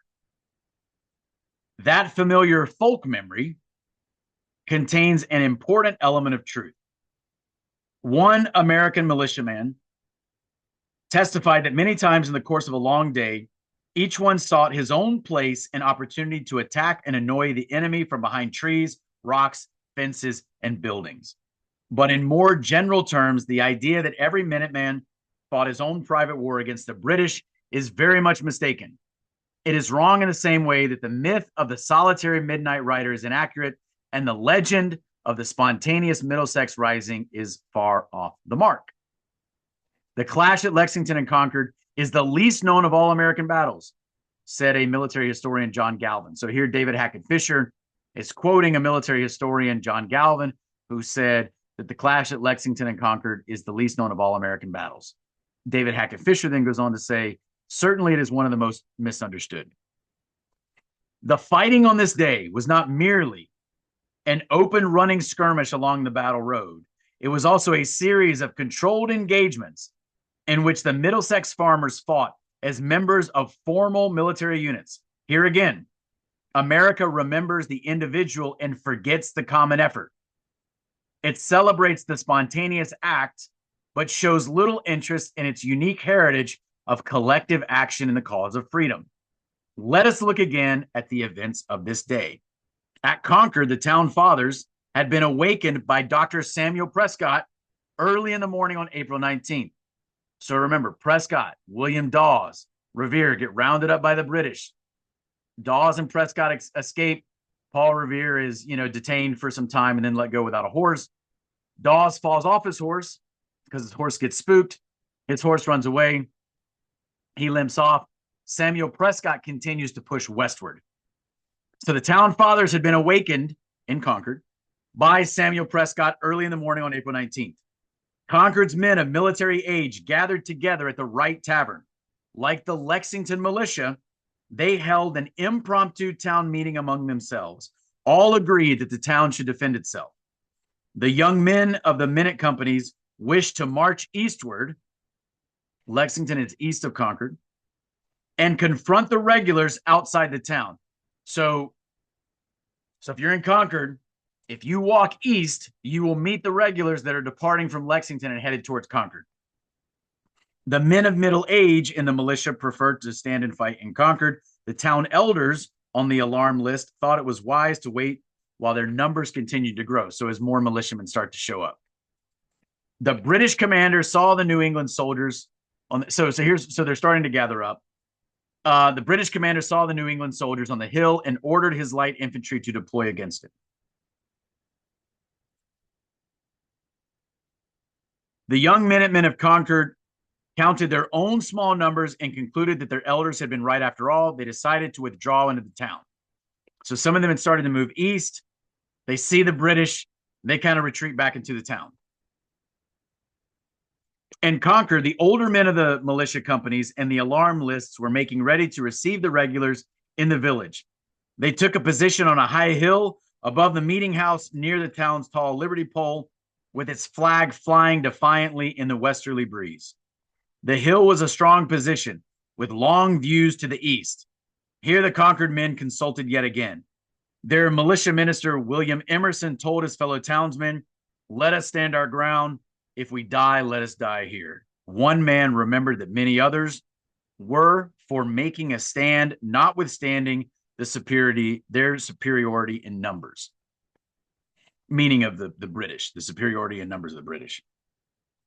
Anyway, a debate rages on. As the regulars drew near, William Emerson passed among the militia, speaking words of encouragement to the young soldiers. All right, so the regulars come into an undefended village because a lot of the militiamen are just kind of on this hill. No men of military age remained to oppose him, only women and children and old men. The people of the town had heard the news of Lexington, so they already know what has happened down the road in Lexington, and they were angry. So the colonel, so remember there was Major Pitcairn, but there was another colonel, Colonel Smith, that was further away. So he's operating in the orders of General Gage. Now remember General Gage, we mentioned him in the beginning. He is the military governor. He's also the guy who had the wife that may or may not have been the confidential informant to Joseph Warren, who set Paul Revere and William Dawes on their mission. So General Gage's orders to Colonel Smith, who's the superior of Major Pitcairn, he had told Colonel Smith the people of Concord were to be treated correctly and that private property was to be respected. So the regulars, so they go into Concord. Where are the men? The militiamen. Well, they're up on this hill. They're not in the town proper. So the regulars go about their business. Remember, what are they looking for? They're looking for weapons. General Gage's elaborate orders were followed to the letter. The bridges into town were quickly secured. The grenadiers remained in Concord Center. Their assignment was to search the village and destroy any materials of war they found there. But they can't find much. They only found 3 cannon. Other than that, not much was turned up in the way of munitions. Why? Paul Revere's repeated warnings had achieved their purpose. They had moved the weapons. Dry hole, or at least mostly a dry hole. Many things of military value had been spirited away in the busy weeks since he had ridden to the town. So some news had gotten there even weeks before. I mean, remember, this says busy weeks before he had ridden into the town, but his ride had occurred the night prior. So that's a little bit confusing there. So they don't find much, but they do start to burn some things. Okay. Meanwhile, the militias on this hill watching what's happening, and they see smoke start to rise. So Colonel Barrett, this is a militia colonel. Colonel Barrett ordered the 2 regiments into a long line facing the bridge in the town, which was clearly in view across the open ground. The officers and men consulted together again. They were uncertain what to do. Then suddenly they began to notice smoke rising from the village. Young Lieutenant Joseph Hosmer turned to Colonel Barrett and asked boldly, "Will you let them burn the town down?" So now the militia's like, all right, we got to, what are we going to do? You know, they've been deliberating. Are we going to fight? We're going to defend the town. Where do we do it? So now they got to make a decision because it looks like they're setting stuff on fire. Captain William Smith of Lincoln announced that he was prepared to drive the regulars from the bridge because they had started to secure the bridge that go into the town. There's a north bridge and a south bridge. Captain Isaac Davis of Acton drew his sword and said, "I haven't a man who is afraid to go." So like, hey, my men are ready to go. Colonel Barrett ordered the men to load the weapons. Several remember Colonel Barrett's strict orders not to fire until the British fired first, but then to fire as fast as we could. At Concord's North Bridge and Lexington Green, the actions of New England's military commanders were remarkably similar: to challenge the British force, but not to fire the first shot. It was agreed by these leaders that when the fighting began, most now believed it to be inevitable, that the regulars, meaning the British, must start it. This strategy was adopted with surprising unanimity. Probably it was agreed in advance. Paul Revere's many rides to Concord and Lexington were not merely for the purpose of reporting British movements. So he had done a lot of movements before to Concord. So in the previous passage where we read about like in the weeks ahead, so yes, his famous ride occurs the night prior. But remember, how were all these preparations in place? Because they've been expecting things like this to happen. So that's how, this wasn't the first time warnings like this had been given. Anyway, Colonel Barrett gave the order to advance. The men moved forward from their right in double file. This was not a combat formation. It was perhaps Barrett's hope to move across the bridge without engaging the regulars and to make a demonstration before the village. Below them, the British soldiers were ordered to fall back across the bridge. Several began to pull up the wooden planking. At that sight, a wave of fury swept through the Concord ranks. Major John Buttrick shouted a warning to leave the bridge alone. This was their bridge. Buttrick's home was just behind him, standing on his own land that had belonged to his family since 1638. He turned to his Minutemen and said, if we were all of his mind, he would drive them away from the bridge, that they should not tear that up. Amos Barrett remembered, we all said we would go. The New England men were thus consulted, not commanded, on the great question before them. The regulars by the bridge turned and looked up the hill in amazement at the men coming toward them. They never imagined that these country people would dare to march against the king's troops in formation, and were astonished by their order and discipline. Suddenly a shot rang out. Captain Laurie saw with horror that one of his own regulars had fired without orders. Then 2 other British soldiers fired before he could stop them, and the front rank of the British troops discharged a ragged volley with the same indiscipline they had shown at Lexington. The inexperienced British infantry fired high, as Green troops tend to do. Acton's quiet Captain Isaac Davis, the guy who had said before, I haven't a man afraid to go, He was hit. He was killed instantly by a ball that pierced his heart. The arterial blood spurted from his wound, drenched the men beside him. Still, the Americans came on steadily with a discipline that astonished their enemies. As men began to fall around him, Major Buttrick of Concord turned and cried, "Fire, fellow soldiers, for God's sakes, for God's sake, fire." The New England muskets rang out with deadly accuracy. Recent hours of practice on the training field had made a difference. So what happened? The British light infantry fled pell-mell back toward Concord Center, defying their officers and abandoning their wounded, who were left to drag themselves painfully away. The New England formation was also disrupted by its own success. It had no idea what to do with its victory. This was the moment when one soldier, Thaddeus Blood, remembered that after the fire, everyone appeared to be his own commander. The American dead were taken to the house of Major Buttrick near the muster field, where Captain Isaac Davis was laid out in the parlor. He's the guy who'd been shot dead. Colonel Barrett sent the wounded to his own home to be looked after by his wife. So he sent the wounded to his own house. The colonel sent them to his house, and his wife took care of them.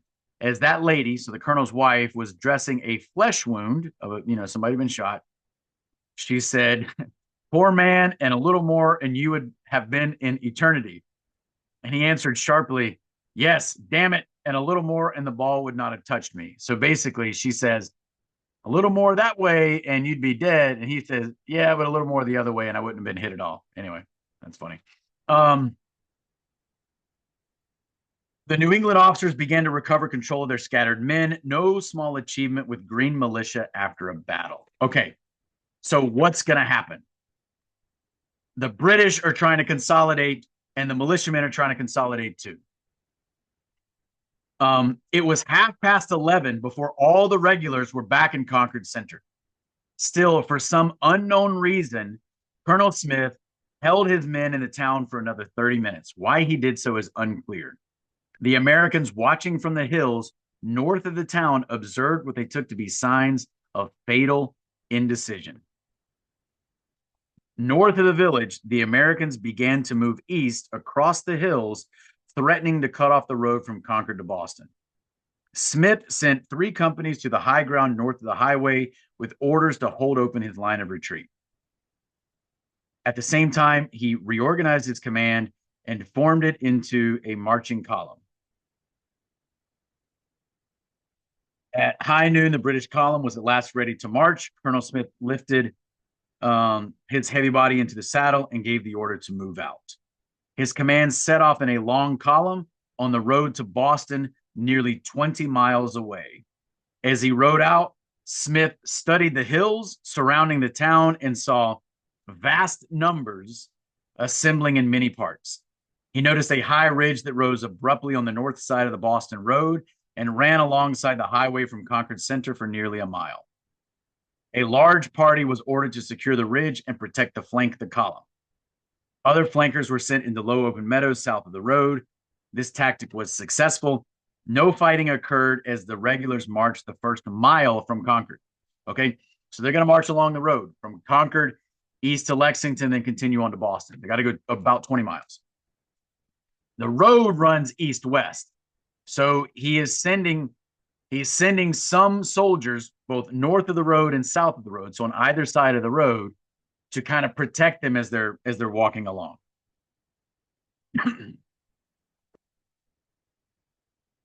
So he does this for a mile. Nothing happens for the first mile east of Concord. So anyway, but the militiamen are starting to scatter along the route on either side of the road. Other men took positions as skirmishers in the fields or found cover in the farm buildings. As the regulars approached Merriam's Corner, the British flank guard came down off the hill to cross the bridge. This time there were no fifes and drums, no grand music, and none of the pageantry of 18th century war. Suddenly the silence was broken by a musket shot. Probably the American militiamen fired first, and missed at extreme range. The regulars turned, presented muskets, and discharged a volley. The balls buzzed above the heads of the militia, once again by accident or design. The British troops fired high. No New England men were hit. The Americans returned fire with greater accuracy. At least 2 regulars fell dead, another officer wounded. As many as half a dozen British soldiers may have been hit in rapid succession. The British column hurried on past. The terrain was not as densely wooded as today, but more open along the road.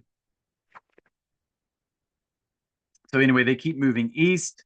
The American militia officers saw an opportunity here. As many as 9 companies from Framingham and Sudbury, nearly 500 men reached this part of the road before the regulars. Okay, so what's going to happen? So they've got to remove east, they've got to move east. They've got to get from Concord all the way back to Boston, and there are American militia along the way, and they're going to be running and gunning. And so in the end, there were people that died on both sides, obviously, but it's considered to be a victory for the Whigs, the Patriots, the Americans, as we would say today. Why? Because at the end of the day, the 2 objectives of the British expedition failed. What were those objectives? Well, if they wanted to arrest John Hancock and Samuel Adams, the Sons of Liberty, that didn't happen. If they wanted to destroy a bunch of the arms in the Concord storehouses, that didn't happen either, because they didn't find much. Now, what they did find, maybe they did destroy, but they didn't find much because it had already been moved around. So these are the actions of April 19th, 1775, which I think more Americans should know more about. So this was us going through this book. And again, I think this book is a great source. Again, it's called Paul Revere's Ride by David Hackett Fischer. I think it's a great book. Put that there, make sure it's not in the glare. And I really enjoy it. And I was saying something to my friends last night when I was meeting with them, and we were talking about some of this stuff. And I was saying to them, I feel like Americans today are not as American as they think they are. We have this idea that we're these rugged individualists, and we're we care about freedom, and we're the envy of the world. And here's the problem. In the collective, Americans do not care nearly as much about freedom as they think they do. And in the collective, and I mean this very seriously, we are an embarrassment to our own founding fathers. In the collective, there are plenty of exceptions. I know some wonderful people. But if you look at the American public as a whole, we are an embarrassment to our founding fathers. Now, I know that there are differing opinions on exactly what happened during the War for Independence. What was the influence of the lodges, and what was going on with some of these individuals that may have had some more were there some machinations in place, happening behind the scenes. It's a very murky period of history, and it's hard to know. But that said, I do believe that there were some there were some strong principles that this country was founded upon. I do believe there have been some problems since the beginning, for sure. And I do believe that in some ways our independence did not go quite far enough. And we can talk about that, in other videos. But that doesn't mean that the principles that were adhered to have not been important, because they have been. And I'll also tell you this. I started the video by saying that there's a lot that we can take from this, right? So the importance of a militia. Well, what's a militia? The importance of bearing arms, the importance of having early warning systems, the importance of knowing your community and knowing who you can trust. Paul Revere knew who he could trust. He knew the guys that had positions in the church, even though the guy who ran the church was a loyalist, but he knew the other guys, and he knew he could trust them. And so when he told them, go hang the lanterns, he knew that they would get it done, and they did. There were these institutions that already existed. There were networks that already existed that they could take advantage of. This stuff wasn't put into place ad hoc, April 18th to 19th. So in the military, there's this concept that's called an EDRI. So when I was in several units, we would conduct these EDRI training exercises. So what's an EDRI? So that's an acronym, EDRE, and it stands for Emergency Deployment Readiness Exercise. So the purpose of this emergency deployment readiness exercise is to train your ability to muster quickly, to put out an alert and have everyone show up ready to go, very quickly. And you would practice that. You would train that because it helps to develop this expeditionary mindset that you can receive some alert, muster quickly, and then perform some action. And to some degree, we need to be able to do that now, not necessarily as a call to arms per se, but there are other types of actions and therefore calls to action that could be performed. And so, yeah, a lot of it is knowing your community and understanding the power and importance of passing information quickly and accurately. These institutions that can be employed and activated and just know what to do. And here's the other thing. So I debated on whether or not to make a video today because as I said, it's Easter weekend.